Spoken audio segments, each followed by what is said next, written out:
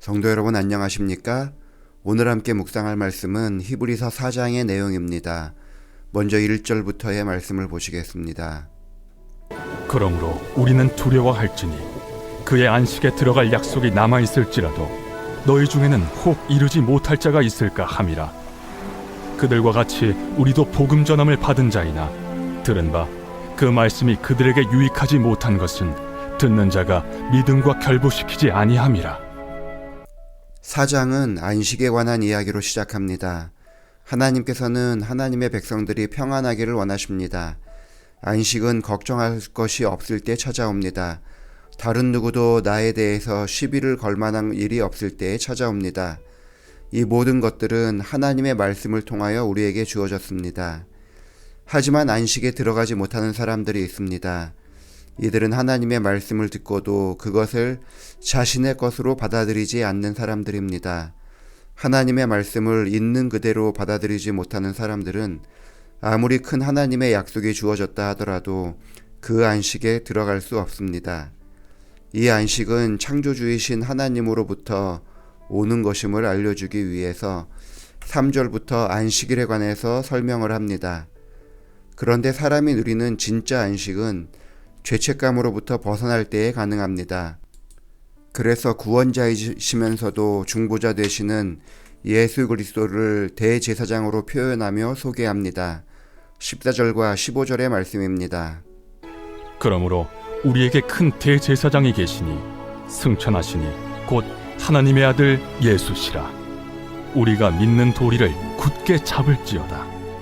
우리에게 있는 대제사장은 우리의 연약함을 동정하지 못하시리가 아니요 모든 일에 우리와 똑같이 시험을 받으신 이로되 죄는 없으시니라. 예수님은 이 땅에 있었던 단순한 대제사장이 아닙니다. 예수님은 참된 구원과 능력의 중보자이십니다. 예수님을 소개하면서 바울은 우리와 똑같이 시험을 받은 분이라고 표현을 합니다. 예수님을 통하여 위로를 얻을 수 있는 이유가 바로 여기에 있습니다. 예수님을 믿어서 안식에 이르를 수 있는 이유가 바로 그것입니다.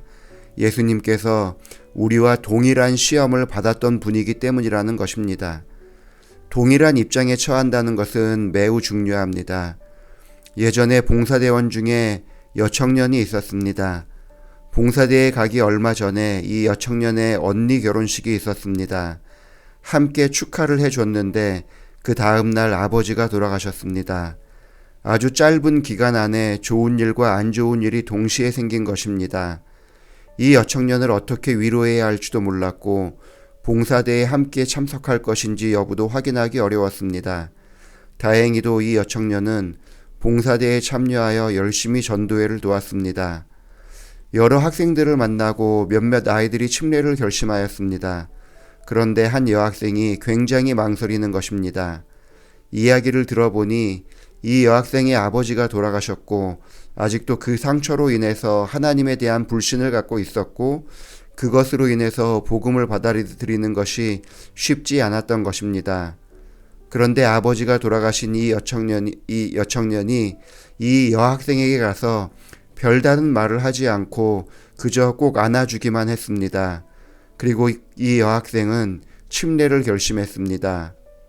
봉사대원인 여청년이나 전도를 받고 있던 이 여학생이나 아버지를 잃은 동일한 경험이 있었기 때문에 이 여학생에게 별다른 이야기를 하지 않아도 그 아이의 마음에 위로가 되었고 그 아이의 마음에 평안함을 주었던 것입니다. 이 여청년이 지나온 힘든 경험이 이 여학생에게 안식을 허락해 준 것입니다. 경험해 본 사람을 만난다면 나의 형편을 이해시킬 필요가 없습니다. 왜냐하면 경험해 봐서 알기 때문인 것입니다. 예수님은 우리의 중보자이시지만 우리와 동일한 시험을 당하셨습니다. 그래서 그분 앞에 나아가면 안식을 얻을 수 있습니다. 예수님은 우리의 모든 형편을 이해해 주십니다. 그래서 예수님을 통해서 은혜의 보좌 앞에 담대히 나아갈 수 있는 것입니다. 그리고 그 예수님 앞에 나아감을 통하여 우리는 참된 안식을 얻게 됩니다. 혹 마음에 불쑥불쑥 찾아오는 죄책감으로 인해서 힘든 시간을 보내고 계시다면 우리와 동일한 시험을 겪으시면서도 승리하셨던 그 예수님을 통하여 평안을 누리게 되기를 바랍니다. 혹 아무도 내 형편을 이해해 주지 못했다는 생각이 든다면 그 모든 환경에서도 승리하셨던 예수님을 의지하시기 바랍니다. 혹 내 친구가 나를 위로하지 못한다는 생각이 든다면 위로의 주인이신 예수님 앞에 나아가는 성도들이 되기를 바랍니다. 16절의 말씀입니다. 그러므로 우리는 긍휼하심을 받고 때를 따라 돕는 은혜를 얻기 위하여 은혜의 보좌 앞에 담대히 나아갈 것이니라. 예수님께서는 우리의 모든 형편을 아시기 때문에 우리는 그분 앞에 담대히 나아갈 수 있습니다. 때를 따라 항상 우리를 도와주는 은혜를 얻어가기 위하여 은혜의 보좌 앞으로 더 가까이 나아가는 성도들이 되기를 바라면서 말씀을 마치겠습니다. 기도하시겠습니다. 아버지 하나님, 예수 그리스도를 이 땅에 보내주시고 우리를 대신하여 십자가에 달려 돌아가심으로 우리를 구원해 주시니 감사합니다. 예수님께서 겪으신 낮아짐과 수치와 고통과 배고픔과 무시당함과 배신을 통해서 우리가 이 땅에서 경험하는 모든 형편을 깊이 이해하고 계심을 감사드리며 그 예수님의 발자취를 기쁘게 따라가는 성도들 되게 하여 주옵시고 그 가운데 참된 안식과 평안을 경험하도록 우리 삶을 인도하여 주시옵소서. 전상현 집사님을 위해서 기도합니다.